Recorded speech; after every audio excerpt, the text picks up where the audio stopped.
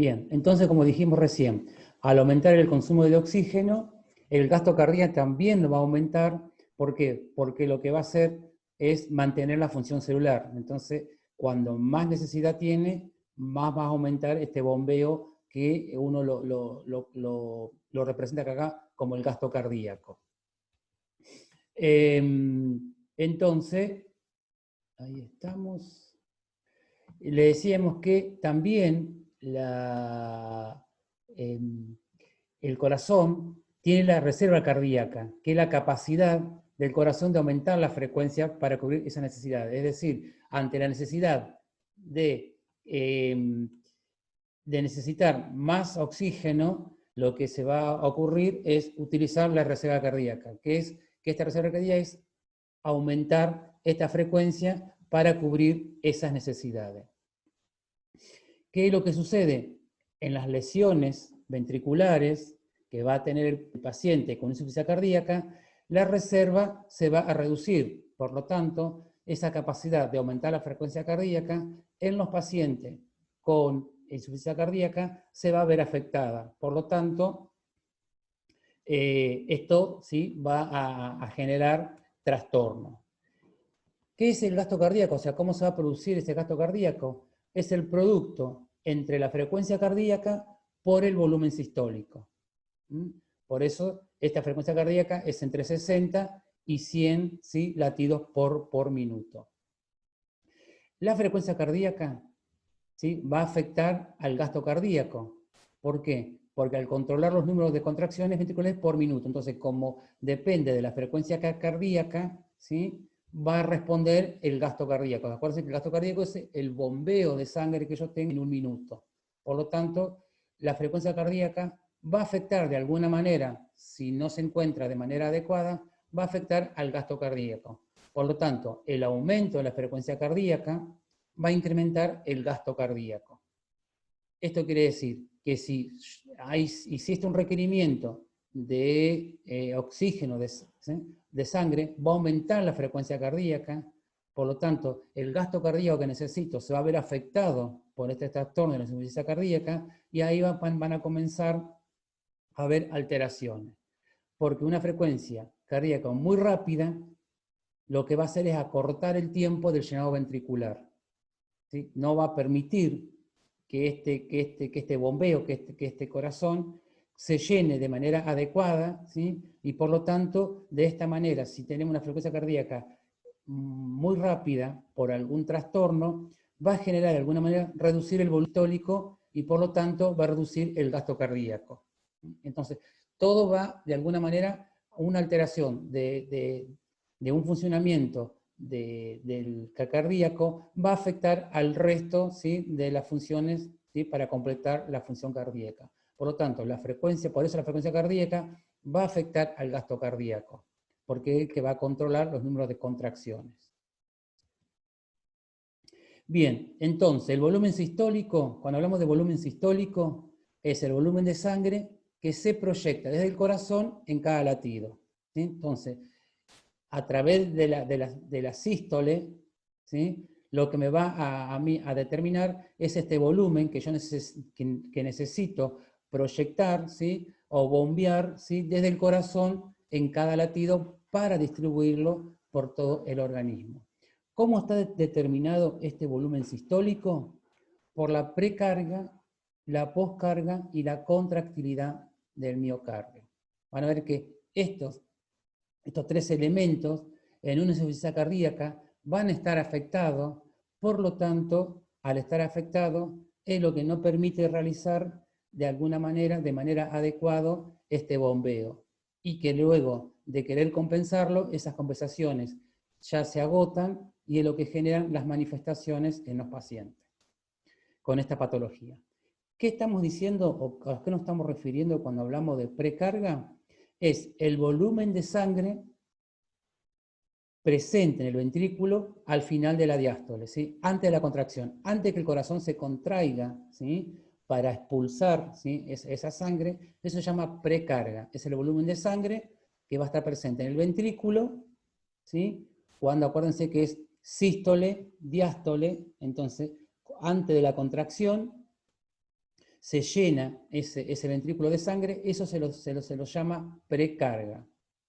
Y la poscarga es la fuerza que va a ejercer el corazón para expulsar o propulsar la sangre hacia la circulación, que vamos a ver que se va a ver afectado. Por lo tanto, el ventrículo derecho debe generar suficientemente fuerza para abrir las válvulas pulmonares y propulsar la sangre hacia la arteria pulmonar.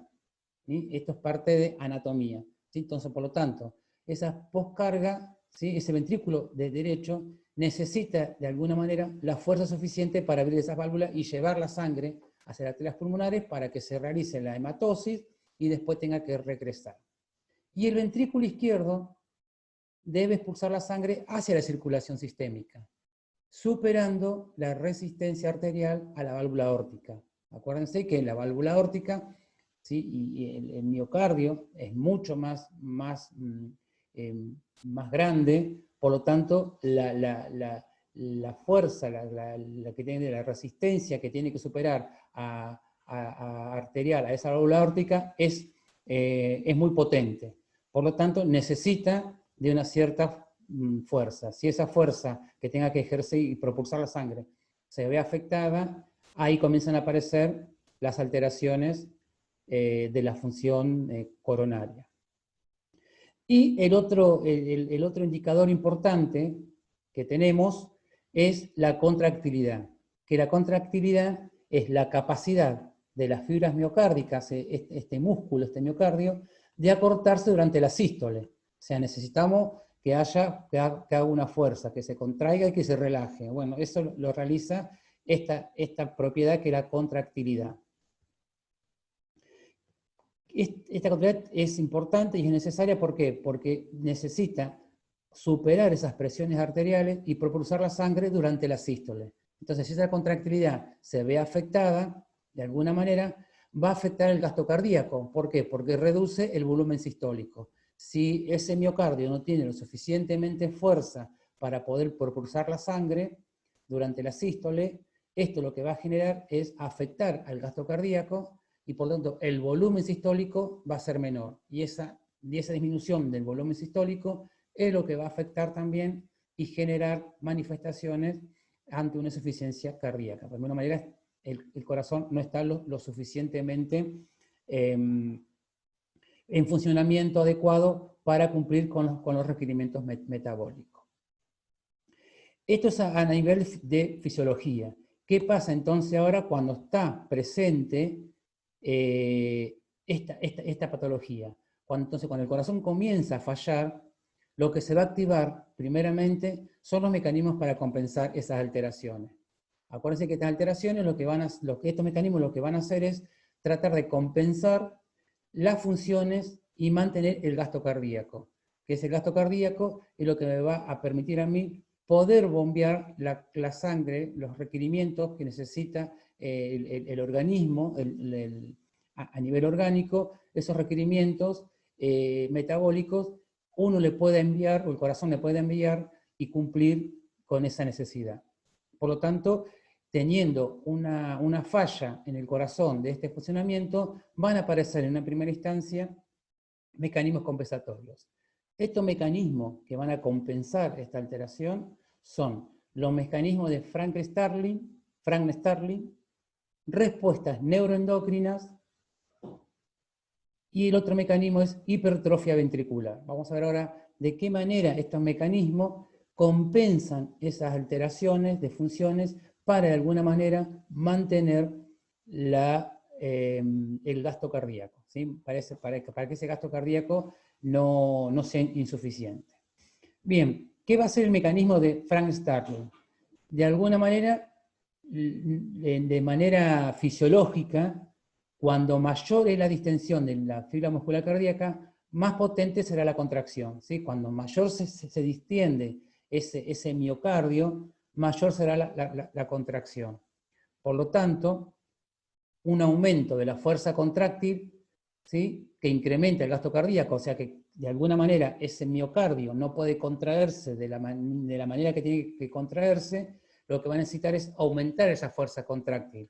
Por lo tanto, esa fuerza contráctil que lo incrementa el gasto cardíaco, porque el gasto cardíaco requiere de esa necesidad en la cual el miocardio no lo puede hacer, por lo tanto, se activa este mecanismo de alguna manera. ¿Para qué? Para poder aumentar esa fuerza que necesita el corazón para realizar el bombeo. Por lo tanto, este requerimiento, este aumento de contractilidad, hace de que traiga como complicación que se requiera una mayor necesidad de oxígeno del miocardio y se encuentre limitado de alguna manera por la sobredistensión, o sea, se tiene que distender de alguna manera mucho más exigido. Por lo tanto, cuando hay una alteración, alguna falla en la contracción para que el músculo se pueda, de alguna manera, las fibras musculares se pueda distender, lo que se activa es el mecanismo, ¿sí?, de Frank-Starling. ¿Qué pasa si hay, ante cómo responde de alguna manera el mecanismo de las respuestas neuroendocrinas? Bueno, normalmente, o fisiológicamente, una reducción de dióxido de carbono estimula el sistema nervioso simpático y se libera, ¿sí?, estas sustancias que son catecolaminas. Por lo tanto, van a aumentar la frecuencia cardíaca, la tensión arterial y la contractilidad, ¿sí? Por lo tanto, va a haber un aumento de la resistencia vascular y un aumento del retorno venoso, ¿sí?, cuando se lo requiere. ¿Qué pasa? Ante una situación donde se activa la insuficiencia cardíaca, comienza a haber taquicardia, a un aumento de la frecuencia cardíaca porque se requiere, ¿sí?, aumentar la frecuencia cardíaca, por lo tanto va a haber una reducción del llenado. Acuérdense, dijimos recién que cuando la frecuencia cardíaca aumenta, hace de que el llenado no pueda llenarse los ventrículos en forma adecuada. Por lo tanto, la taquicardia lo que va a hacer es reducir el tiempo de llenado y del gasto cardíaco. Entonces no va a tener lo suficientemente tiempo para poder llenar y expulsar, ¿sí?, la sangre. Por lo tanto, esto va a aumentar la resistencia vascular. Esa resistencia de los vasos sanguíneos la va a aumentar porque, ¿sí?, requiere de alguna manera, al haber un aumento, al haber taquicardia, requiere tener mayor resistencia. Y por lo tanto, el trabajo del miocardio también tiene que aumentar. ¿Por qué? Para de alguna manera aumentar esta contractilidad, aumentar este bombeo de sangre que al no llenarse de manera adecuada, porque la frecuencia cardíaca no le permite en el tiempo llenarse, va a haber un aumento del trabajo del miocardio. Y por lo tanto va a haber también un aumento de la necesidad de oxígeno. ¿Qué ocurre también? Cuando hay una reducción de dióxido de carbono y de la perfusión renal, estimula el sistema renina-angiotensina. Acuérdense que este sistema renina-angiotensina lo que va a hacer es producir vasoconstricción y aumento de la tensión arterial. ¿Qué pasa? Si aumenta el trabajo del miocardio, ¿sí?, va a haber una mayor vasoconstricción renal y una reducción de la perfusión renal. ¿Por qué? Porque al requerir más cantidad de fuerza para expulsar, no va a llegar lo suficientemente sangre al sistema renal, por lo tanto la perfusión renal, ¿sí?, se va a reducir. ¿Qué va a generar esto para compensar esta situación?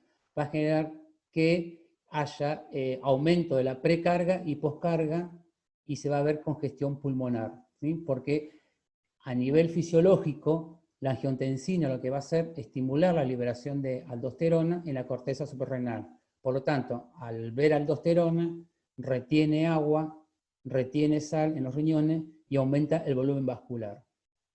Como en una insuficiencia cardíaca activa necesita o requiere un aumento de la precarga y poscarga, entonces esto, al estar involucrado o al estar de alguna manera afectado, va a generar esta necesidad de aumentar la precarga, de aumentar la poscarga, y que va a generar en esta situación una congestión pulmonar debido a que no hay una funcionalidad adecuada. A nivel neuroendocrino también se va a liberar la hormona antidiurética. ¿Qué es lo que hace la hormona antidiurética? Va a inhibir la excreción de agua. ¿qué pasa? En un mecanismo de compensación por insuficiencia cardíaca, esto va a estar de alguna manera alterado, va a haber una retención de líquido y un aumento de la precarga y poscarga por este aumento de líquido. Por lo tanto, también se va a generar una congestión pulmonar. Y en algún momento, en la unidad donde vimos el equilibrio del medio interno, hablamos también que lo que el corazón tiene unas hormonas que se libera para de alguna manera aumentar la excreción de sodio o la diuresis o generar vasodilatación, que son los péptidos natriuréticos auricular y péptidos natriuréticos cerebral. Estos mecanismos se van a activar de alguna manera cuando existe esta acumulación de líquido y de alguna manera forzar, ¿sí?, al corazón para que trate de llegar a compensar. Entonces, de alguna manera, esto va a redistribuir el flujo de sangre hacia los órganos vitales, corazón y encéfalo, y de esta manera no le va a enviar lo suficientemente requerimiento de sangre a los riñones, al resto de los órganos, en la cual va a generar una insuficiencia renal y va a haber ciertos metabolismos y acidosis lácticas y metabolismos anaeróbicos generados por esta redistribución del flujo de sangre que hace el corazón ante una alteración enfocando o redistribuyendo solamente al corazón y al encéfalo. Y con respecto al mecanismo de hipertrofia ventricular, que fisiológicamente aumento de la carga de trabajo sobre el corazón determina la hipertrofia del músculo y la dilatación de los ventrículos. Por lo tanto, lo que va a hacer este mecanismo de hipertrofia ventricular es aumentar la fuerza, ¿sí?, para la contractilidad. ¿Qué ocurre en una insuficiencia cardíaca activa? Aumenta esa necesidad y por lo tanto se va a exigir aún más las células del miocardio, se empiezan a desestructurar, a generarse alteración, ¿sí?, se hipertrofian, y en la cual este mecanismo que fisiológicamente es aumentar la fuerza contráctil, se ve afectada, en la cual solamente este mecanismo lo va a tratar de compensar hasta un cierto momento. Estos mecanismos van a llegar a un momento, si la insuficiencia cardíaca no se la trata, va a generar de alguna manera que se empiecen a agotar y no van a poder de alguna manera compensar esas alteraciones como el requerimiento lo necesita, y se complica aún más, ¿sí?, el cuadro del paciente, o de alguna manera también aflora más la insuficiencia cardíaca que en algún momento estaba cubierta por los mecanismos compensatorios, pero al agotarse comienza a manifestarse y a generar aún mucho más complicaciones. Entonces, como se ve afectado el gasto cardíaco, la reducción del gasto cardíaco inicialmente va a estimular de alguna manera a los vasoreceptores aórticos.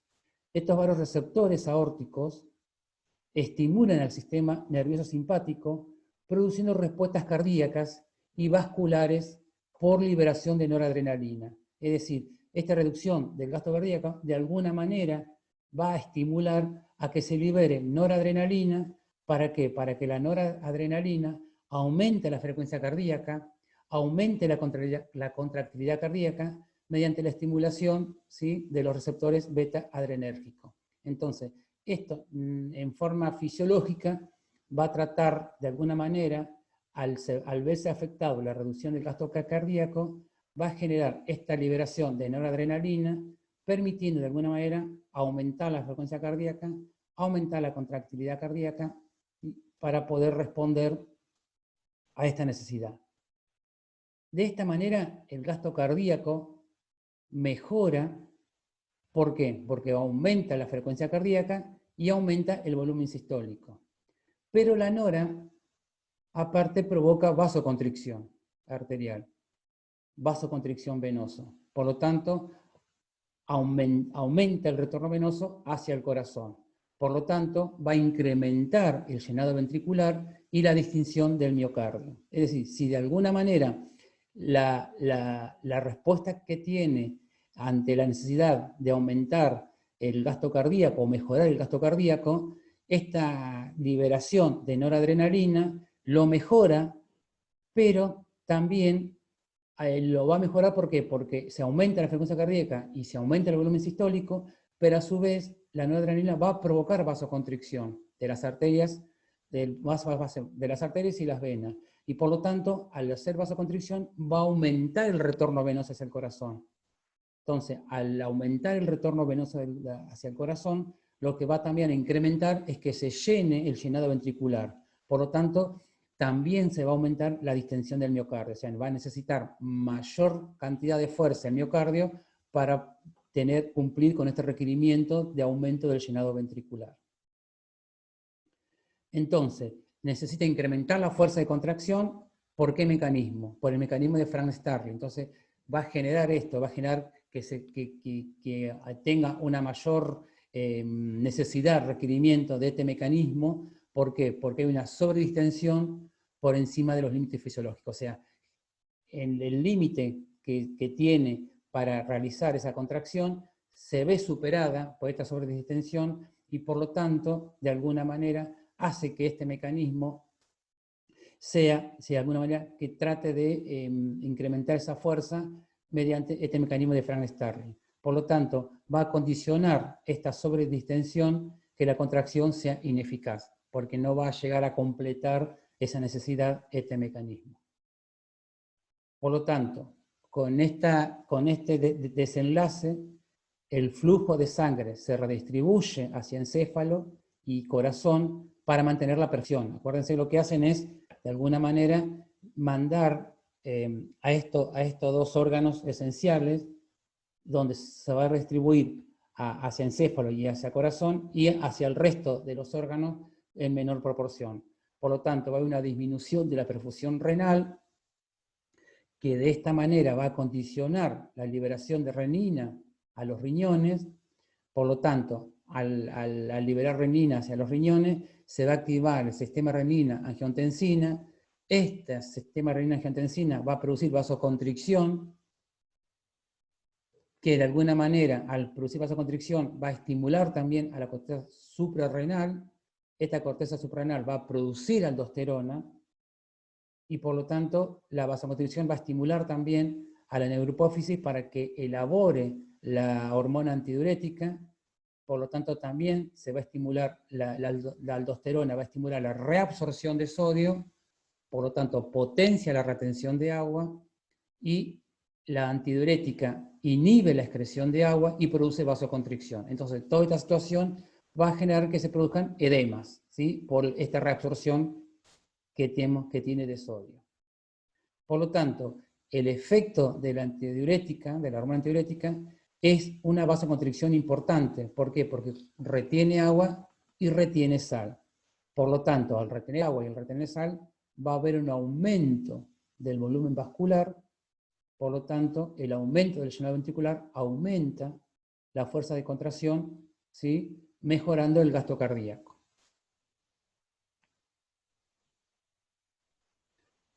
Este aumento del volumen vascular para de alguna manera mejorar el gasto cardíaco y del retorno venoso van a estar ocasionados por la vasoconstricción. Pero la vasoconstricción aumenta el volumen y la presión a nivel del corazón.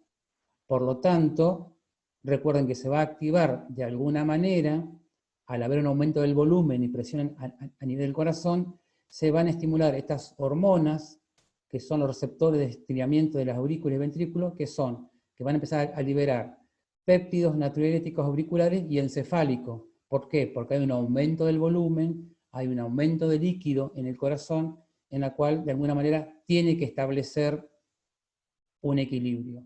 Por lo tanto, estas hormonas lo que van a hacer es potenciar la excreción de sodio, de agua, e inhibir la liberación de noradrenalina, de renina y de la hormona antidiurética. Acuérdense que estas hormonas, la ANP y la BNP, realizan la función contraria al sistema renina-angiotensina-aldosterona.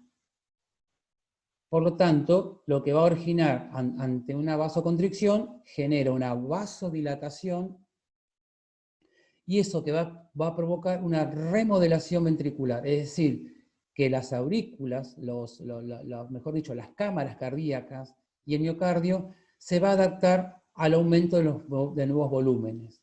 ¿Por qué? Porque estos mecanismos de compensación, de tratar de equilibrar esta alteración, va a generar cambios en la cual el corazón o las cámaras cardíacas se tienen que acomodar a la nueva situación, el miocardio también se tiene que acomodar a esta nueva contracción que necesita realizar, y a este aumento de volumen cardíaco que van a estar ahora en permanente, van a estar en forma permanente. ¿Por qué? Porque existen alteraciones funcionales del corazón. Entonces, estas cámaras se van a comenzar a dilatar. ¿Para qué? Para aceptar este exceso de líquido que el corazón, que se está generando por el aumento del volumen vascular, y también a causa de un vaciamiento incompleto. Acuérdense que al haber una frecuencia aumentada y una dificultad en la contracción, hace que el vaciado no sea lo suficiente, y esto va a generar todo un cambio, un aumento del volumen vascular, en la cual el corazón va a recibir más volumen, y por lo tanto se tiene que acomodar el corazón o estas cámaras a esta nueva situación. Por lo tanto, se va al dilatarse aún más, se dilatan para aceptar este exceso de líquido, comienza el mecanismo de hipertrofia ventricular, ¿sí? Se produce con aumento de tamaño. Por lo tanto, las células musculares también cardíacas comienzan a aumentar, porque necesita tener una mayor fuerza de contracción, y genera todo un cambio a nivel estructural. Aunque esta respuesta ayuda a regular a corto plazo el gasto cardíaco, acelera de alguna manera el deterioro de la función cardíaca. Donde más exigencia hay al corazón, esta función del corazón, ¿sí?, comienza a deteriorarse.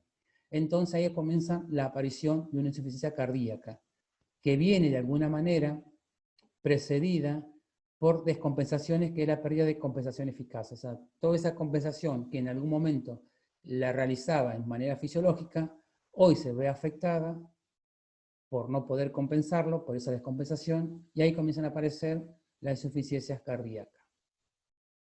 La frecuencia cardíaca rápida, por lo tanto, va a reducir el tiempo de llenado diastólico. Por lo tanto, va a alterar la perfusión de las arterias coronarias y va a aumentar la necesidad de oxígeno al miocardio. Por lo tanto, como no puede requerir y cumplir con esa necesidad, la isquemia altera más el gasto cardíaco.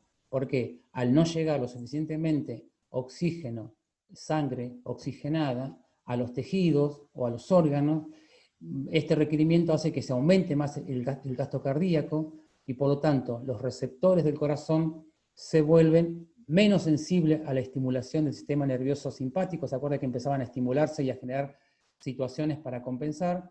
Por lo tanto, al no estimularse, porque se vuelven sensibles, se vuelven débiles, se empieza a reducir la frecuencia cardíaca, se reduce la contractilidad.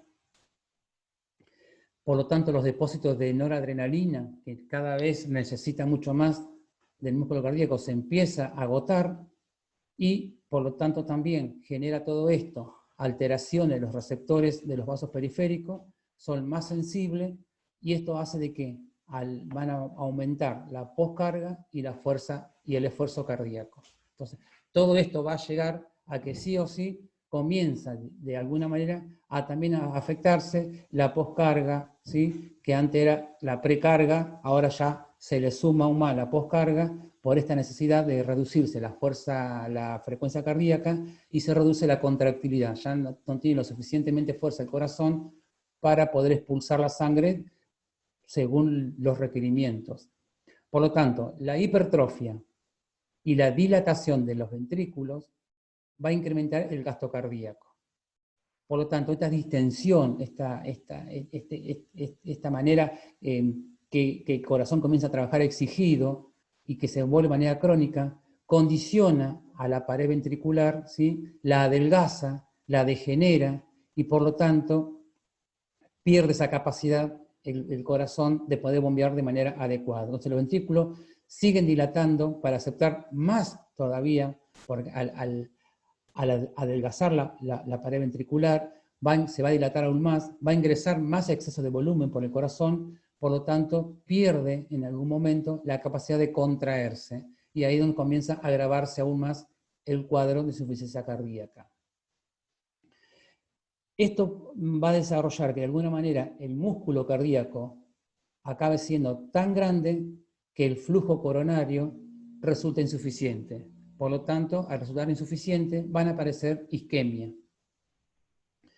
Y esta isquemia va a poner una distensión crónica que agota las reservas de ANP y BNP, estas hormonas que de alguna manera generaba, ¿sí?, que el corazón, ante una alteración del gasto cardíaco o acumulación de líquido, generaba todo lo contrario del sistema renina-angiotensina y de la hormona antidiurética, se agotan, y esto hace que aumente la precarga y aumente la poscarga. Acuérdense que cuando el corazón se encuentra exigido por aumento de líquido, hace que estas hormonas traten de compensar esa alteración.